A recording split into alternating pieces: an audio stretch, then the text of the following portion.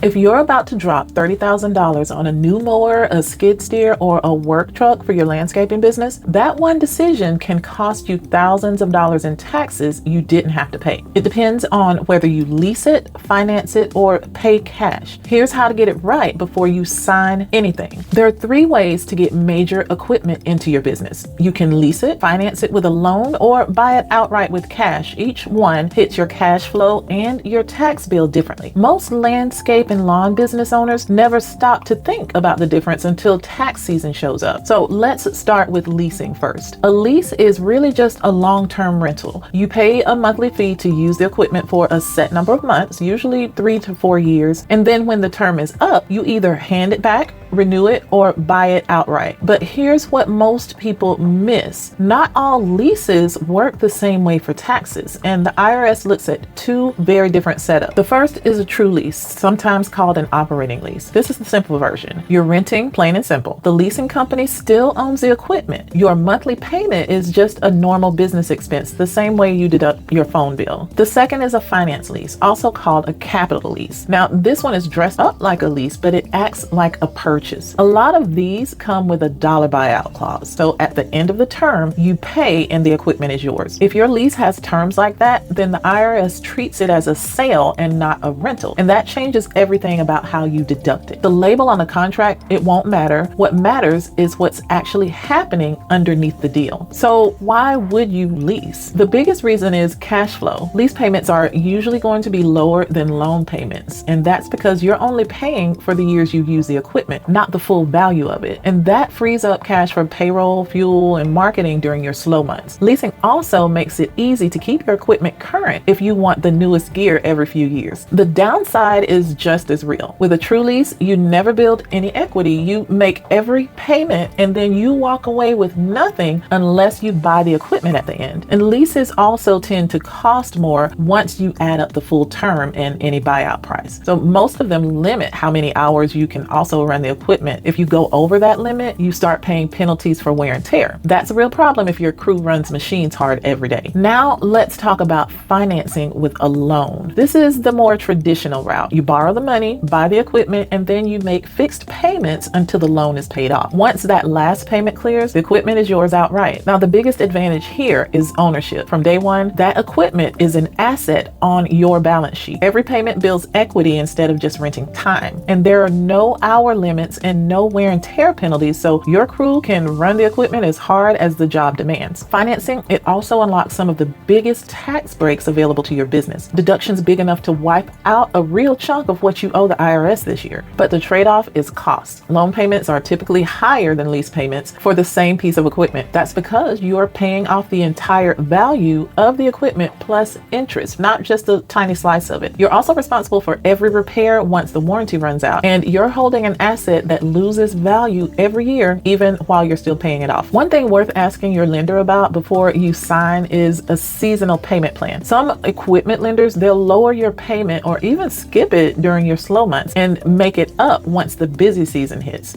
And that can take the sting out of a fixed monthly payment for a business that might not earn evenly all year round. Now, the third option that's on the table is going to be to pay cash for your equipment. In this case, you just buy the equipment outright. No loan, no lease, no monthly payment. It's the cheapest option overall in the long run because you never pay a dollar of interest, but it comes with cost of its own. You're going to be tying up $30,000 or $50,000 in one piece of equipment, and that means that money isn't available for anything else. So it can't cover payroll during a slow week. It can't fund a marketing campaign to bring in bigger jobs. And for seasonal businesses like an irrigation, lawn care, or landscaping company, cash on hand is usually what's going to get you through those winter months. Paying cash usually only makes sense once your business is already sitting on strong profits and a healthy cash reserve. Now let's get into taxes, because this is where the real money gets made or lost. When you buy equipment outright or finance it with a loan, the IRS treats you as the owner from day one. So that means you can use 2 powerful deductions, the Section 179 deduction and bonus depreciation. Now, Section 179 lets you deduct the full purchase price of a qualifying equipment in the same year you start using using it. You don't have to spread that deduction out over several years. For 2026, you can deduct up to $2.5 million